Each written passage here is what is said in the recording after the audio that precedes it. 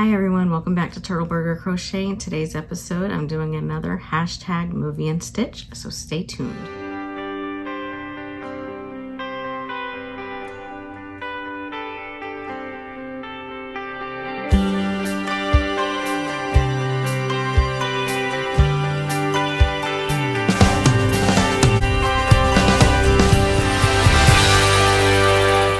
Begin the hashtag movie and stitch, I just want to welcome all new and returning viewers. Thank you so much for joining me. I really do appreciate it.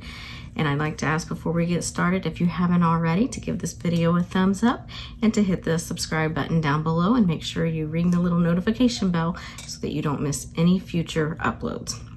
Okay, let's get started. I watched God Bless the Broken Road. I watched it on Pureflix, but I have since found it on Amazon Prime. I will link it down below. So with God Bless the Broken Road, it is about a young mother named Amber whose husband, Darren, dies in Afghanistan.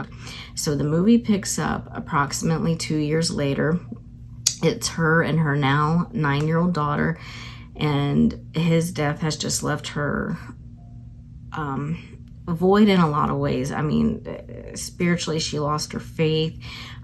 She's, I think, kind of angry at the situation, understandably. She's angry at God for leaving her a widow and her child without a father. And she is financially struggling. She is in danger of losing her home. She's been served foreclosure notices. She's just in a really bad place.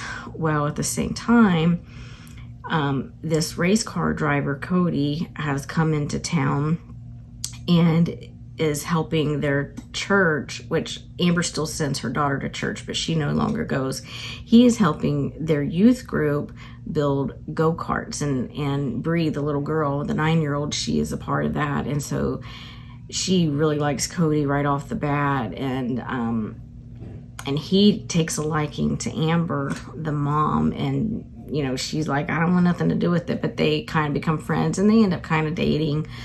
And throughout the series of the movie, or the duration of the movie, you know, she starts finding herself again and figuring out a place that she now fits without her husband. And even though she misses him terribly, she kind of accepts the fact that she has to go on with life. She's got a daughter to look after. She has a job, you know, and she finally just has it out with God and wants answers, and understandably so. So that is the basis of the movie. It is very good. I highly recommend it. I cry at the drop of a hat anymore, so I did tear up, but it was really good and I recommend it. I will link everything down below that I can find as far as Amazon Prime and Pureflix if you would like to sign up for, I think they have a 7-day free trial.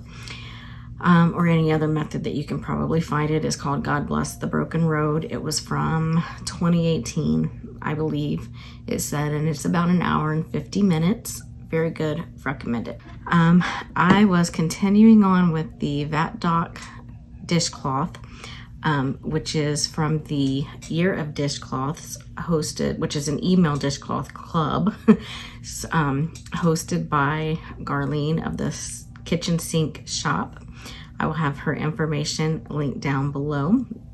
So with the last episode, I was right here for the end of the F movie with my little, let's see if you can see that.